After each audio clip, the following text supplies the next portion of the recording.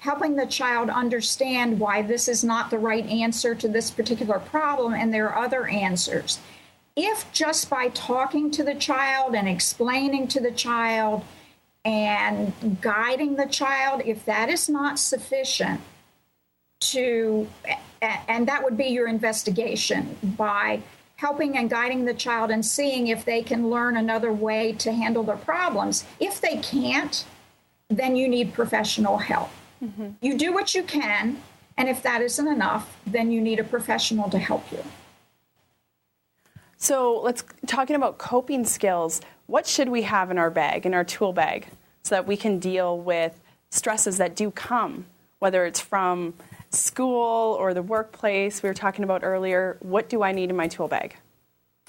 The first thing we all need is to have a good dose of anger management and to know when things upset us that there are ways to handle our anger that are effective and ways to handle our anger that are not effective. And what are those ways?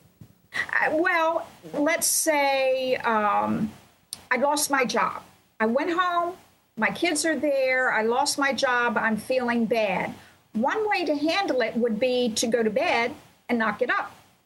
Another way would be to get drunk and hit my kids. Neither of those are appropriate solutions, but you could go home and sit down and talk to your kids about what's happened and that's going to make things financially difficult. So we're going to make a financial plan. And this is what's going to be going on. Talking about problems solves problems. Doing something inappropriate is what we want to teach our kids not to do. And so, again, it goes back to what you said earlier, communication. Mm-hmm. And also I'm sorry. Sorry, and also probably the role modeling and leading by example. So showing your kids how you're dealing with stressors. Right, absolutely. So where maybe in the old days we kept a lot of things from our children because we thought they couldn't handle it, maybe today they need to see at least a little part of it and how we as grown-ups handle our anger and our stress and do things together and hold together as a family and support each other rather than falling apart. Mm-hmm. That really is a good lesson if they see us not fall apart. That would be good. And also activities are really great for kids to get involved in to alleviate the frustration or any buildup of anger. What else can we get our kids into that are positive outlets? Absolutely. And families can be involved in ball games. Not everybody has to play ball, but everybody goes to cheer on the one that is playing ball. There are free museums if you're in the city. There's walks in the country if you're in the country. There are lots of activities that are free, especially in these difficult economic times. Get a kite. And everybody go have a picnic and fly a kite. But it's those activities together where we laugh, tell jokes, and bond together as a family. That helps create that positive social environment where children can learn. So we can set up as best of a family environment as possible, but what do we do about outside the home environment? How do we equip our children and ourselves, and what do we need to equip ourselves with? Again, another really good question, because things do happen outside the home, in the neighborhood, in the school. And again, I strongly believe in parents being fully involved in what their children are doing in the neighborhood and in school. And so if there's a problem in school, they need to talk to their children about it first and find out what's going on. But then they need to go to school and talk to the teacher or the principal and see if there are ways that they can help resolve the problem. Going right back to communication, we're giving them a role model for there's a problem. We're going to talk about it. We're going to try to come up with a solution. Same thing in the neighborhood. If you've got a neighborhood bully, and so you as parents go and talk to the parents of the neighborhood bully and try to come up with a solution, and you involve your children in that as well, because that's the role model and that's teaching them what else they can do to handle their problems besides either run away from them or be aggressive. So you're always teaching.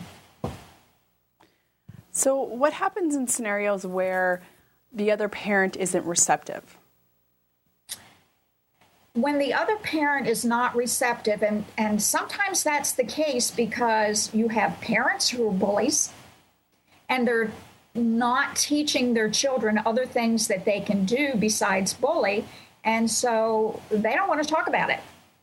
And in that case, you have to talk to, if it's in the neighborhood, you might have to talk to the police or the Department of Social Services, or find ways for your child not to be around the child that's a bully. Or you have to go to the school and have the school handle the situation so that this child has some authority figure that insists that something happen in order to change his behavior, because very often bullies will escalate into very, very bad behaviors, and then somebody does something. How about if we prevent it and get these children pushed in the right direction by whatever authority figure before it gets really, really bad? And so parents need to be very, very involved in what's going on with their children. Unfortunately, I have heard stories, or actually know some people who've had to move schools because of the bullying situation. Is that a solution that you encourage? It is a solution of last resort. And I know there's situations where you absolutely, you've tried everything else and that's all you have left. But I would really encourage the parents to get involved with the school, and what ways can the school improve the environment of the school, improve the culture so that there's one of respect instead of bullying. And so you have the parents or the teachers.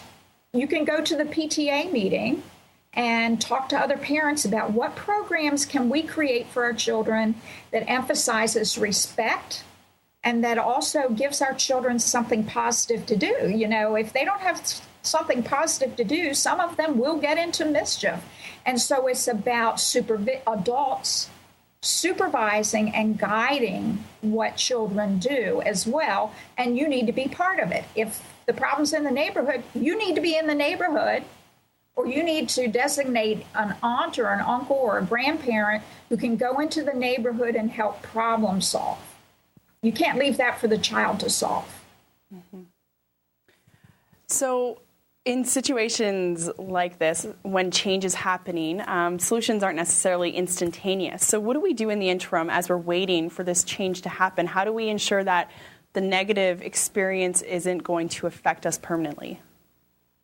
It's not going to affect the child permanently? The child permanently. Asking.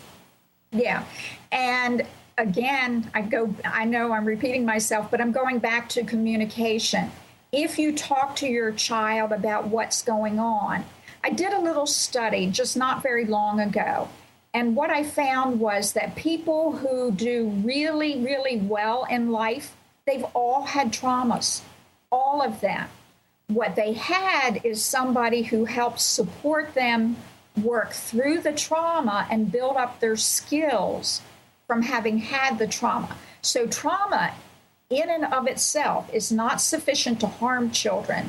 It's when somebody doesn't step in and help them through it and help them build skills to overcome it. I think that's really important. Trauma isn't there to harm us, but it helps build our character. Absolutely.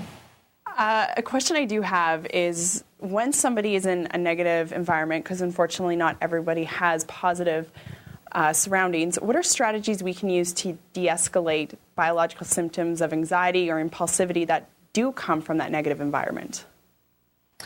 There are lots of relaxation and anger management programs where somebody can teach a child the skills that they need to calm themselves down, to help them relax when they're feeling upset.